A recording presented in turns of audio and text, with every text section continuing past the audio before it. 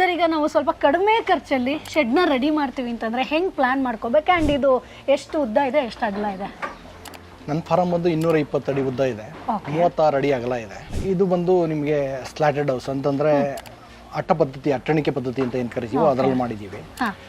ಮೇಲೆಲ್ಲ ಮರಗಳನ್ನ ಯೂಸ್ ಮಾಡಿ ಸಿಮೆಂಟ್ ಶೀಟ್ಗಳನ್ನ ಹಾಕಿದ್ದೀವಿ.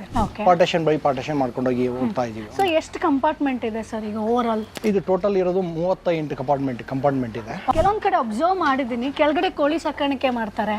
ಸೊ ಒಂದು ಸ್ವಲ್ಪ ಚೆನ್ನಾಗಿದೆ ಅಂತ ಅಂತಾರೆ, ಯಾಕಂತಂದ್ರೆ ಫೀಡಿಂಗ್ ಕಡಿಮೆ ಆಗುತ್ತೆ ಖರ್ಚು ಅಂತ. ಇಲ್ಲ, ನೀವು ಕೆಲವು ದಿನಗಳು ಬಿಟ್ಕೊಂಡು ಹೋಗಿ ನೋಡಿದ್ರೆ ಗೊತ್ತಾಗುತ್ತೆ ಅಲ್ಲಿನ ಪರಿಸ್ಥಿತಿ ಹೆಂಗಿದೆ ಅಂತ. ವರ್ಕೌಟ್ ಆಗಲ್ಲ.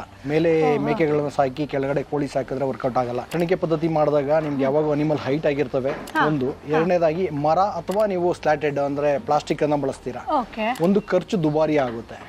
ಎರಡನೇದಾಗಿ ಅನಿಮಲ್ ಇದ್ರ ಮೇಲೆ ಕ್ರಾಸಿಂಗ್ ಅಥವಾ ಈಗ ಗಂಡು ಹೆಣ್ಣನ್ನು ಕ್ರಾಸಿಂಗ್ ಮಾಡಕ್ ಹೋದಾಗ ಸುಲಭವಾಗಿ ಕ್ರಾಸಿಂಗ್ ಮಾಡಕ್ ಆಗಲ್ಲ. ಅಟ್ಟಣಿಕೆ ಪದ್ಧತಿ ನಿಲ್ಲಿಸ್ಬಿಟ್ಟು ನೆಲದ ಮೇಲೆ ಮಾಡ್ಕೊಂಡ್ರೆ ಶೆಡ್ ಕಡಿಮೆ ಖರ್ಚಿನಲ್ಲೂ ಆಗುತ್ತೆ, ತುಂಬಾ ಒಳ್ಳೇದು. ಅನಿಮಲ್ಗೂ ತುಂಬಾ ಒಳ್ಳೇದಿರುತ್ತೆ. ಹೌದು, ತುಂಬಾ ಒಳ್ಳೇದು. ಹೌದು, ತುಂಬಾ ಒಳ್ಳೇದಿರುತ್ತೆ. ಅನಿಮಲ್ಸ್ ಏನ್ ಕೇಳಲ್ಲ ನನಗೆ ರಾಯಲ್ ಆಗಿ AC ರೂಮ್ ಬೇಕು ಅಂತ ಕೇಳಲ್ಲ. ಬಿಸಿಲು ಮತ್ತೆ ಮಳೆ ಇವೆರಡನ್ನ ಕಂಟ್ರೋಲ್ ಮಾಡೋ ಅಂತ ಒಂದು ಶೆಡ್ ಬೇಕು. ಅದಕ್ಕೆ ಒಂದು 20 ಲಕ್ಷ ಶೆಡ್ ಖರ್ಚಾಗಿರ್ಬೋದು. ಬಾಸ್ ವಾಲಾ, ಬಿ ದ ಬಾಸ್.